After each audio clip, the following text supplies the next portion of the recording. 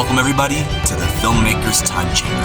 I'm your host, actor, writer, director, Alexander Alliong Jr. First of all, thank you guys so much for being a part of this. This is the first episode. Today we'll be reviewing the Spider-Man Across the Spider-Verse movie. It is insanely popular. It's trending. Saw it twice in theaters, so let's just dive into it. Spoiler warning ahead. Of course, we will be diving into all the details, so if you haven't seen the movie, go watch the movie, come back and watch this video. What can I say? If you haven't seen it, the first one it's off the wall. The first movie, Into the Spider-Verse, set up a multiverse of the Spider-Verse where we got to meet different variations of Spider-Man. And this one picks up right where it left off, essentially. Fast forward about 2 years, but we do see the growth and evolution of Miles as a character. I do have some talking points here, so let's start off with the art style. So, of course, this was revolutionary. The Into the Spider-Verse was revolutionary, and Across the Spider-Verse has continued that. So, Moonbatten, let's start there. The Indian Spider-Man with Pavita Pavarka. It was colorful. It was culturally enriching. I loved seeing all the little details they put into it to make it feel authentic. One of my favorite things about it was the specific web-slinging style that their Peter Parker had. I did some research. Apparently, it's actually reminiscent to a dance and martial arts style that they do, where he was, gliding and mixing his feet. So it was very unique and individual, especially when you see comparatively the different styles swinging next to him of, the Miles, Gwen.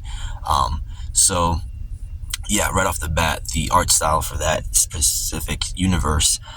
Diving into right after that, the paper Vulture, the villain of the Leonardo da Vinci Renaissance of, not Renaissance, but inspired by his Renaissance, the brilliant man who changed, history as we know it. And, there's still inventions of his that are still revolutionary. And so I thought it was brilliant adding that nice little reference. And, once again, we didn't even dive into his universe. He just came into Gwen's universe.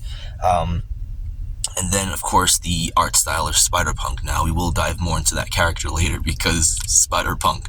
But yeah, just the art style of how they incorporated, like that 80s different news clippings of, it felt very layered and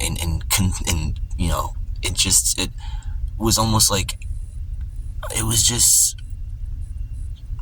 was almost as if you were, and they are, if essentially blending these different styles over one another, and it's so fluid. You can have your literally maybe 4 or 5 different variations and animated differently, and it still feels authentic, and that's because we're telling a story. So as long as there's a good story to follow through, you can have Spider Pig and still have it be taken seriously. And ironically, Spider Pig is the silliest character, and he had the most serious line in the first movie of, Miles, that's the thing about this job, we can't save everybody. I don't know if I'm saying it verbatim, but that line was so important that they played it again in this movie as a flashback, as Miles is, once he found out about the canon events, he's swinging, you see that Spider Pig reference again. So when a story is that good, you can have your silly art and have it blend fluidly because you're telling an actual story that we are. It's a narrative. We're following the narrative. It's not just throwing in random art for the sake of throwing in art. And I really appreciate what they did there. Third, with the art style, you got to dive into the Gwen universe, which is, I thought Miles's universe was my favorite animation style, with the dots and the comic book vibe and how fluid they move, and animation, and the comic book text boxes, and I thought that was my favorite universe.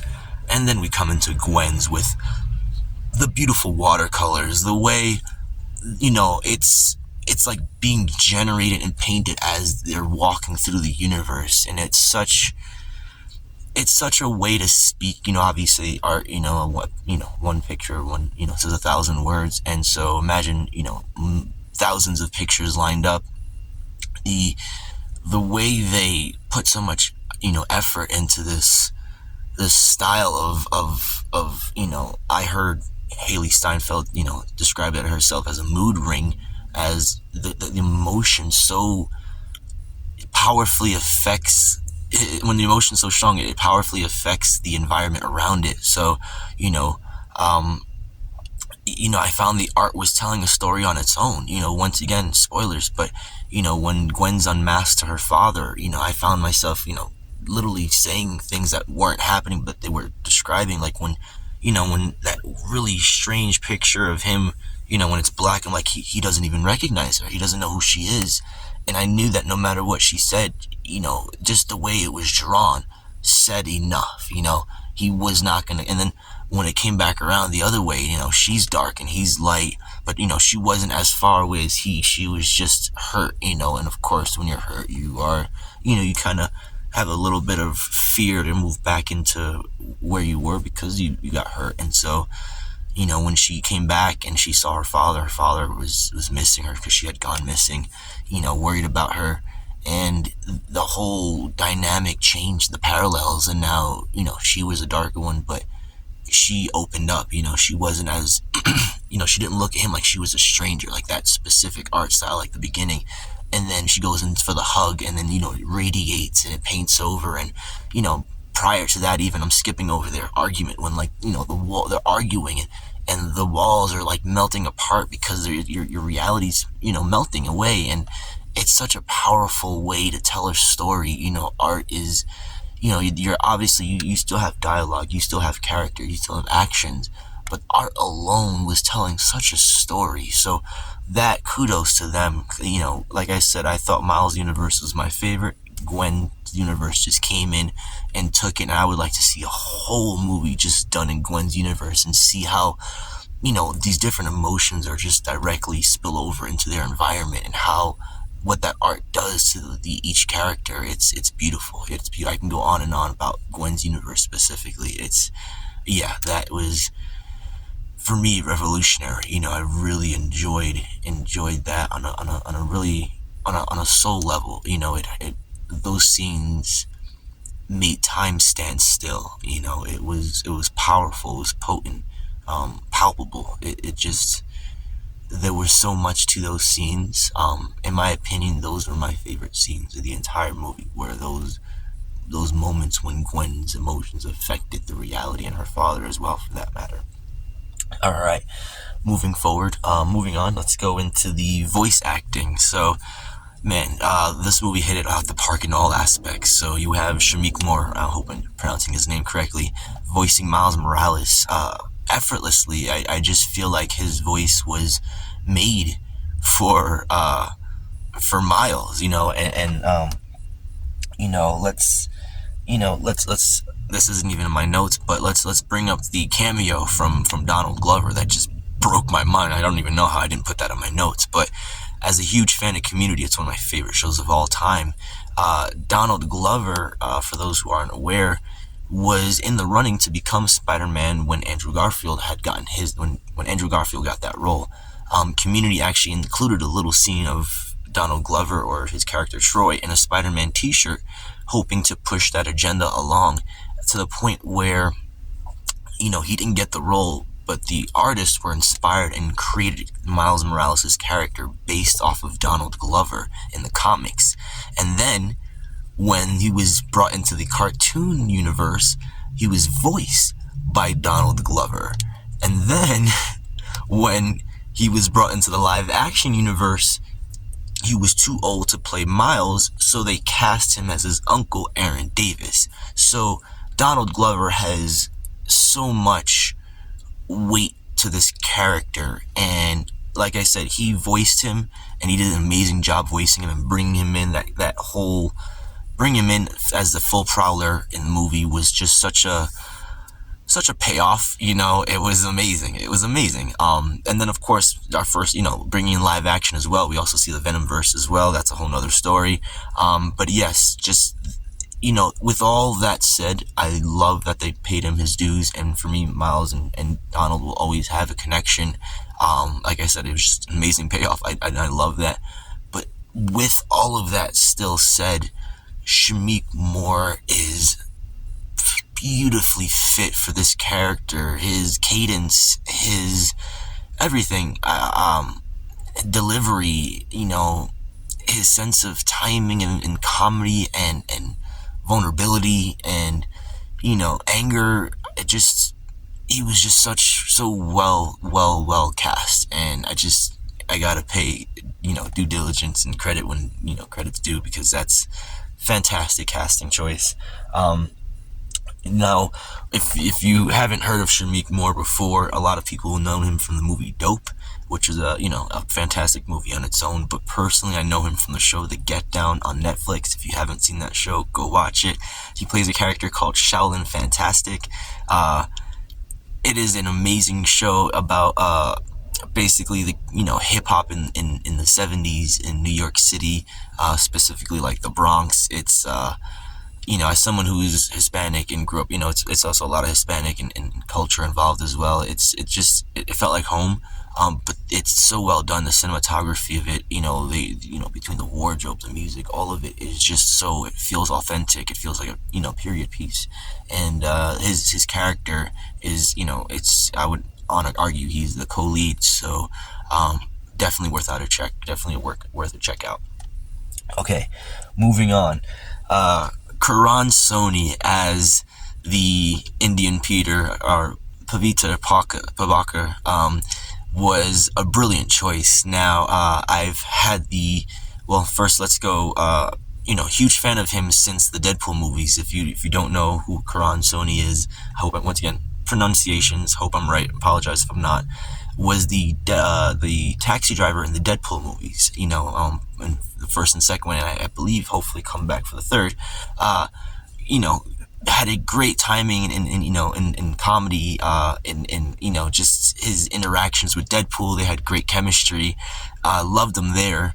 And, like I said earlier, I'm an actor as well. So I've had the honor of photo doubling for him in a movie where he has an hallucination and he sees himself in another outfit, and he puts ice cream in his own face. And so, of course, you can't put ice cream in your own face, so they hire a photo double to do that. And so then, of course, going back and forth with the cameras makes it look like it's actually him.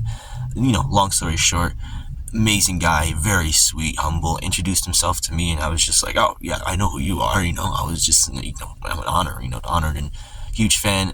Great to see him work, and it was very short. I wish I would have worked with him longer, but him being cast as this Indian Peter Parker was so great. His delivery, he has this almost sing-songy voice, where he's almost like poetry. It's I love it. It fit his character as well, where he was very like Lucy. It's like, does he know about Hobie? Oh, I just see he does not know about Hobie. Like it's just, he was so good, and just the little bit of screen time he got, he ran away with it, and I loved him for that. I'm glad that he's one of the heroes at the end one of the Spider heroes at the end who's gonna come rescue Miles, because we need to see more of him. And Karan Soni, chai, tea, all of it. He his highs and lows, his peaks and valleys. I don't know if he's done voice acting before. Probably should have done some research on that. I will do research after this, but would love to see him a lot more in voice acting, because man, he hit it out the park. That's leading me right into someone else who's hitting it out the park, was Spider-Punk. We mentioned him earlier. Wow, what a vibe. What a vibe. That, man, every time he came on, he just stole the show. He goddamn nearly stole the movie. From his animation style to his dialogue to his role in the movie as basically an older brother to Miles, when, yes, he had Peter B. Parker, but Peter B. Parker is played more of a father role to him, which even, that comes full circle when he's like, I'm so proud of you. Wait, do I want kids? And then he has a kid, and then he's like, I had this kid because of you. So yes, he had Peter B. Parker as a mentor, but it wasn't an older brother figure, and of course he had his uncle, but that's still an uncle, a sibling is different. It's someone that's a lot closer to you in age and you can relate to more. And so Hobie slash Spider-Punk, played by Daniel Kaluuya, amazing. Once again, coming back for full credit, was a older brother character to Miles, and that was able to, he besides Gwen and Peter, he had, any other, Spider Noir and all of those little guys, but, we hadn't seen him. He didn't really have anybody to trust, and the whole time Hobie was there for him, looking out, being honest from him, teaching him the palm trick and, building the watch to go get him, all of it, even when he was like, I quit, and then he's one of the heroes as well at the end, one of the spider heroes that are going to go rescue Miles. He was such a brilliantly portrayed character, and Danny Kaluuya, once again, not that many lines, but wow, what he did with those few lines was so dynamic and so charismatic, and he brought life to this, this almost like chaotic, silly character, that doesn't feel like it should work, in this serious setting, and yet it does, on a deep level it does, because once again, that character Hobie was the reason Miles escaped and the reason they're gonna save him, because he built the watch. All of this stuff. It comes back full circle to this one character, and I didn't think I was gonna like the character just because, I'm not a big fan. Back in my teenage days, I used to be more punk, and I just thought I grew out of that phase, and it's technically still out of the phase, but whoa, what he actually stood for. Not just being punk to be punk or just just silly. It was done so right. It was done beautifully, and that character really inspired me. So kudos to Daniel Kaluuya for, same thing, knocking out the park. Didn't have too many lines and didn't need too many lines. And once again, I would love to see a lot more of him as well. So I'm superbly happy he's one of the core members going to go rescue Miles, because he needs more screen time. Lastly, let's dive into storytelling. So storytelling. I actually mentioned this earlier about the whole Spider-Ham not being able to save everybody. So this whole idea of canon events. Now, we've heard that term being thrown around. If you haven't, I apologize. Now the term canon has been used. Now but what would describe official events that take place in a franchise or universe. It could be for Harry Potter. It could be for Star Wars. If some fan, were to do some, draw their, write their own story and draw their own artwork, you would ask them, is that canon? And, they would be like, no, it's not canon, it's fanfic or fan fiction. And so, there's a lot of, especially now with so much content creation, a lot of things that look really good. You got to ask the question, is it canon? Was it made by the creators who actually intended to create this, or was it made by fans with really good technology available to them and, love it and made their version of it? And so, and there's nothing wrong with that, and so what I believe, and I could be wrong here, leading into the Beyond the Spider-Verse, what they're alluding to is that everything is canon. It kind of taps into that whole idea of Stan Lee's anybody could wear the mask, the Spider-Man mask. That's why, they say that's why, but it was more of a hindsight decision. But you don't see a single part of his skin, or because you don't know what culture he is. Anyone could wear the mask, and they said at the end of Into the Spider-Verse as well. If you didn't know that, now you did. And so, I truly believe what Miles is doing is breaking this idea of canon, of things being official. If something is done for the love of it, it should be considered canon, and it just happens to be in one of these infinite number of multiverses. It may not be canon to the 616 verse, but it's canon to the, let's say the name of the artist is John Smith. So this is the John Smith fan verse. He created this canon verse, and it's now canon to the Marvel multiverse. Like I said, this is me speculating. Could be absolutely 100% wrong, but I believe that's where they're heading towards. But this idea of canon events, them bringing in the terminology into the movie and making the whole plot about it, of making sure things happen the way they do, is it's diving into heavy subjects about destiny and fate and even religion, God, and it has a lot of, implications and repercussions of, you know, of actions, and it's a very, very touchy, wide subject and I'm glad they're finding a way to introduce kids into this idea of, of everything we do, every action we have has purpose and meaning, and, whatever resolution they may come with, canon or not, it's just good to know that everything we do it has a lasting effect, even if we don't think it does. And so I believe that's what it's teaching us. So, like I said, even if it doesn't dive into that in the Beyond the Spider-Verse, it's still the fact of, you know, taking action has, cause and effect. It's a classic science thing. Whatever you do, it's gonna make something happen. Even doing nothing creates, it creates an effect. Whatever if you do nothing, there's another verse of you that goes outside and does something. So it creates this, this parallel of basically, of a free world of, like, we're free to choose anything we want, but you're not free from the consequences of those actions, whether they be good or bad. And so, yeah, that's a heavy theme that life plays and that the movie taps into. And so, let's see now. Yeah, and that leads me straight into the second point of this, which is having Miles as the original anomaly. Having this whole thing about, the Earth 42 Miles / the Prowler. He was supposed to become Spider-Man, and then that whole thing happens where Kingpin creates this collider. It takes the spider out of its wrong universe, puts it in, the Miles that we know universe. He becomes that Spider-Man.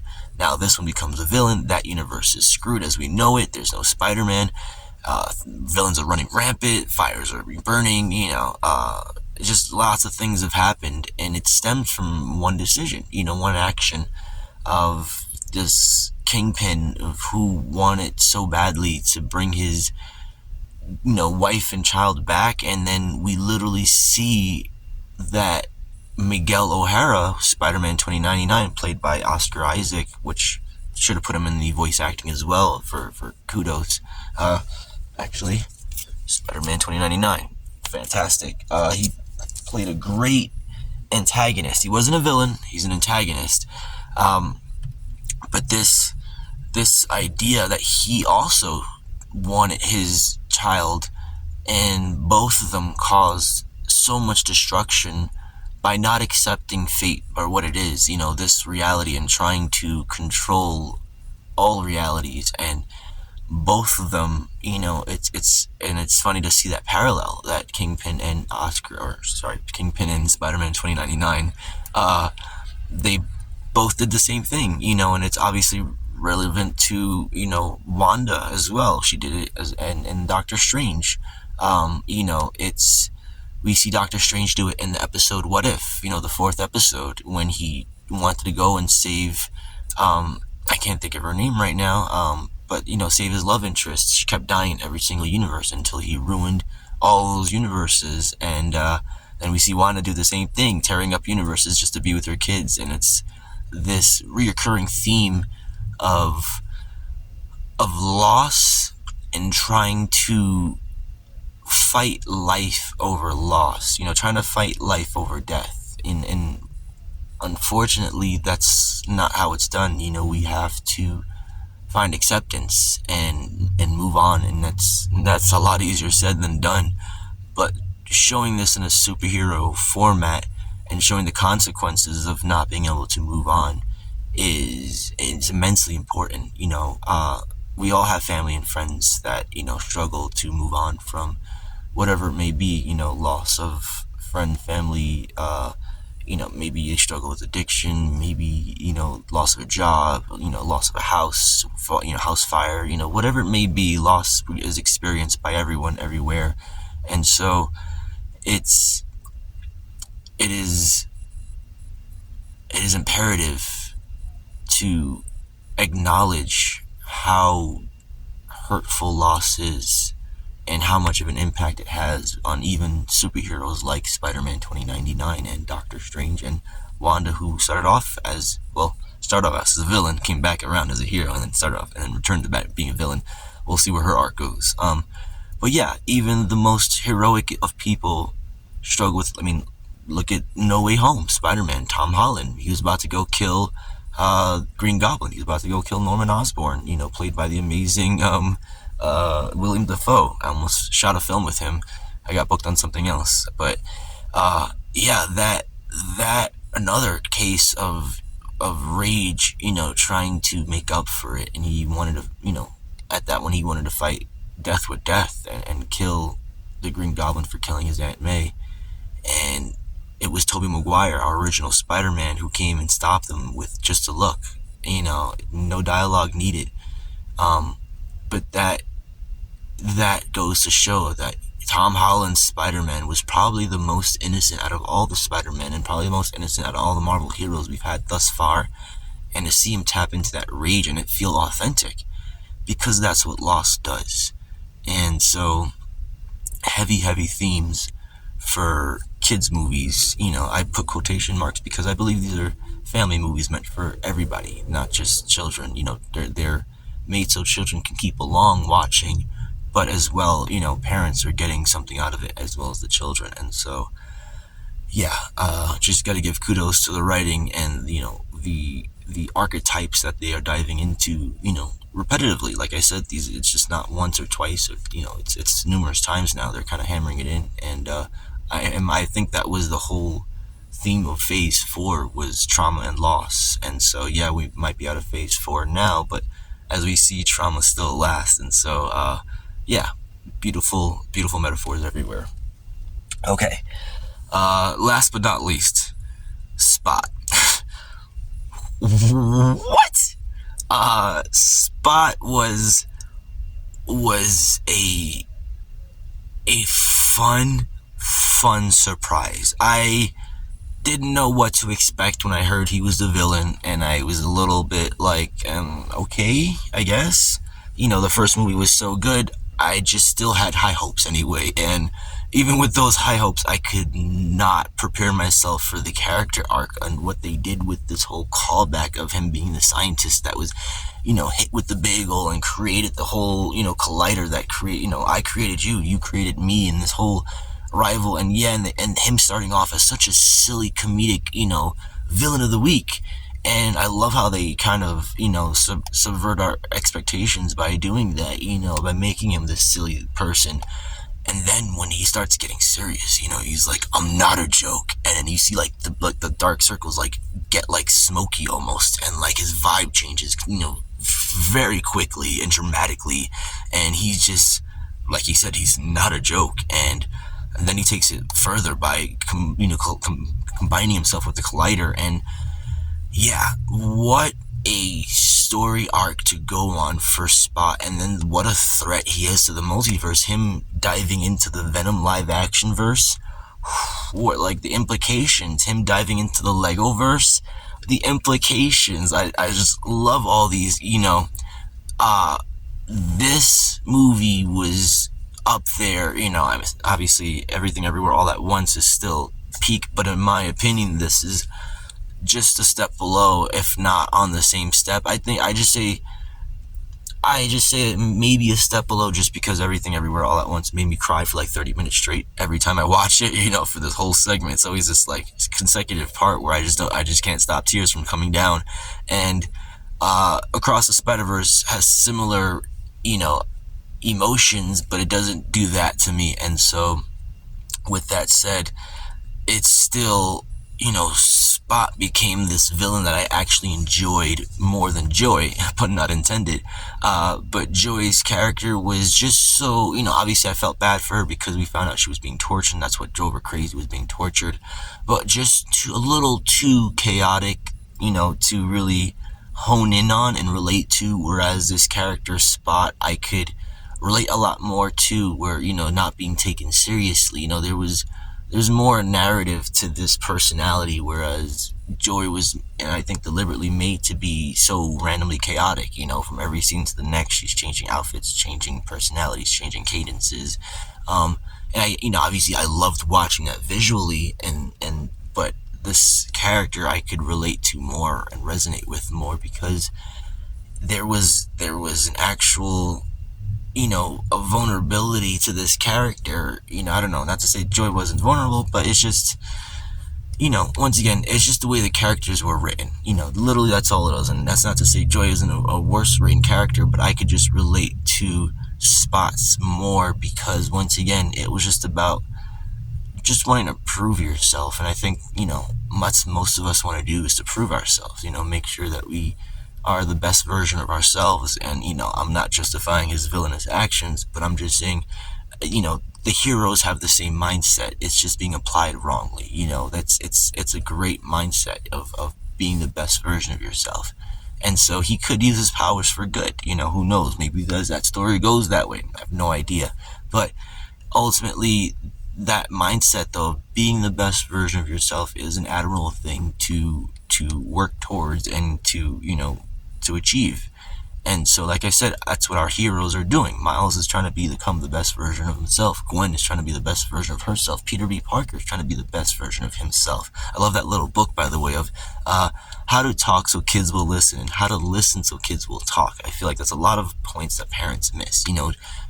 Parents spend so much time putting information into kids, and they forget that it's a two-way street, and you need to listen to your kids. Otherwise, your kids, they're not gonna, you're not gonna understand them. They're not gonna understand you, and there's gonna be a loss of translation, because it's pivotal. Once again, we're tapping into deeper themes and meanings and archetypes and metaphors. And I don't even think this is a metaphor. It's just the truth. It's literally just the truth of striving to be better. Like I said, that book is Peter B. Parker coming back, having the baby, not him, Mary Jane Parker having the baby, but them having a baby together, proves he's trying to be better. He literally is not even trying, as Yoda would say. No, do or do not. There is no try. So, literally, he's being a better version of himself. And that book also shows that he's consecutively trying to be a better version of yourself. And that's the thing about being better, is it doesn't stop. When you stop trying to be better, you now you become stagnant, or you plateau. And you can always be better. There's a quote I have that applies on a micro and a macro level. It's a quote, when I die, they put it on my headstone. Hopefully it's quoted everywhere. But the quote is, we can't be perfect, but we can be better. And you can apply it to the world. We can't make the world perfect, but we can make it better.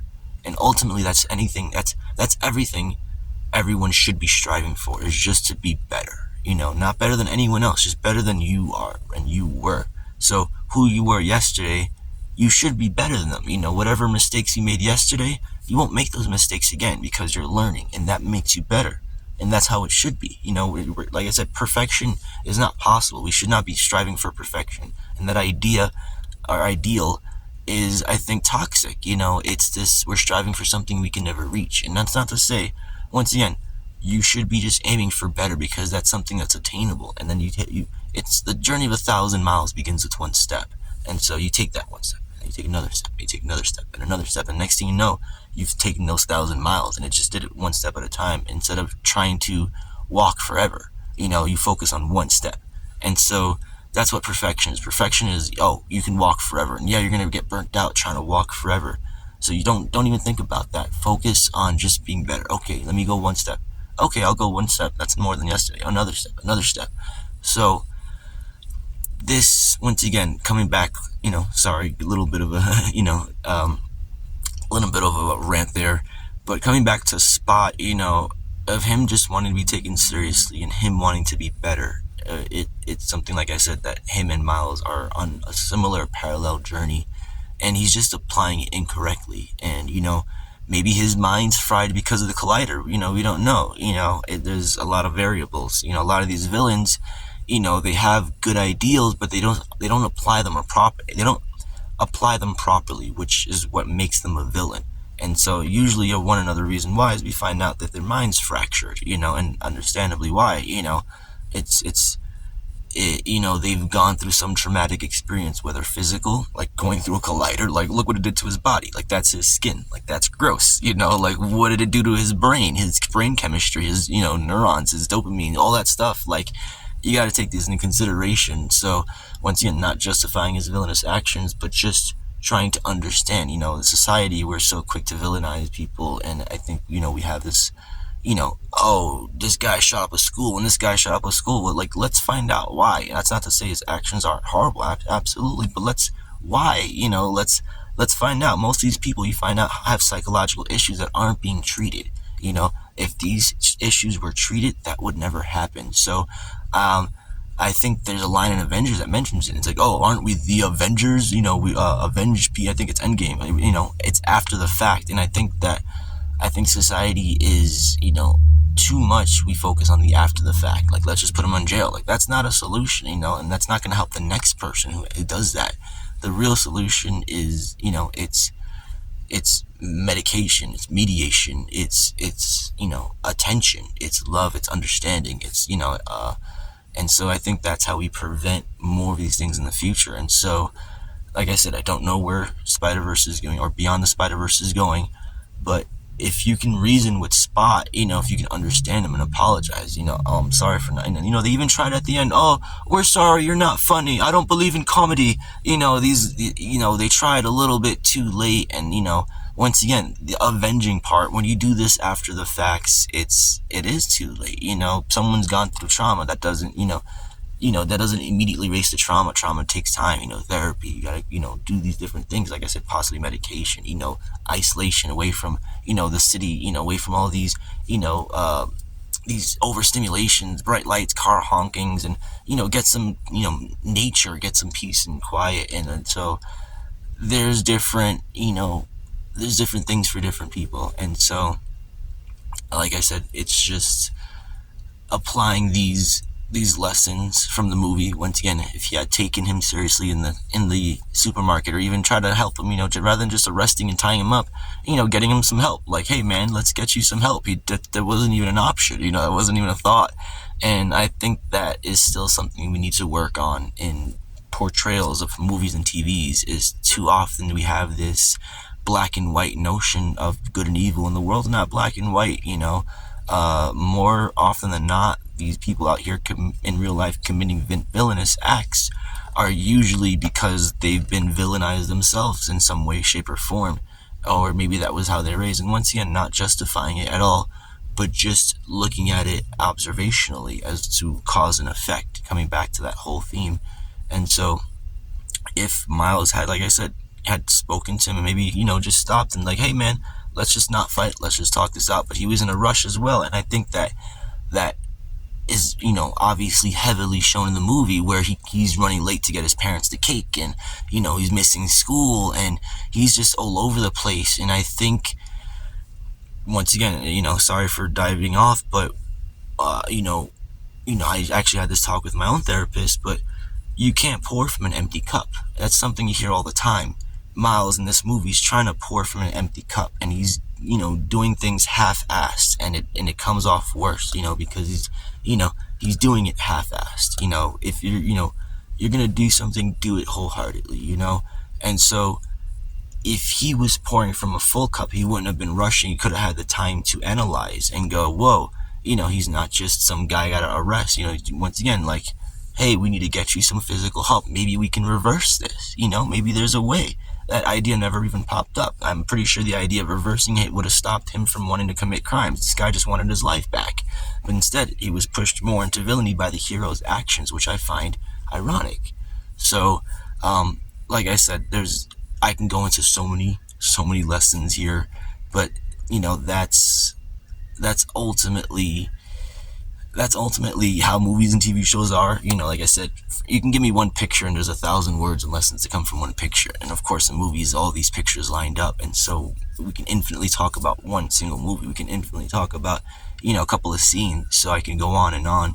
I will cut it there just so I don't burn your guys' ears off. I know I talked a lot already. thank you guys so much for joining. I will say this movie gets a 5 out of 5 stars. The music, forgot to mention that as well. Excellent choice for the music, art design, voice acting, directing, writing itself, all of it is a 5 out of 5. Highly anticipated, looking forward to the third, the trilogy, and a lot of people are upset by the cliffhanger, and I gotta say, the cliffhanger made me feel like I was a kid again. It made me feel like there's something to look forward to. Like I can't wait to see the next one. And so I was not in any way, shape, or form let down. I will say the only thing I was let down on was I was really looking forward to that line of, don't watch the mouth, watch the hands. And he actually learned something from his mentor, because obviously he's wrapped up in the same exact situation. So that's got to be a callback. And I was just like, that line's going to come. And then they stopped it. So I wasn't too mad about them not saving Miles, but I really just wanted that line before it ended. Either way, immensely excited for the next one. Huge fan of the first two so far. So once again, thank you guys so much for your time. I appreciate it. I hope you all have a wonderful day.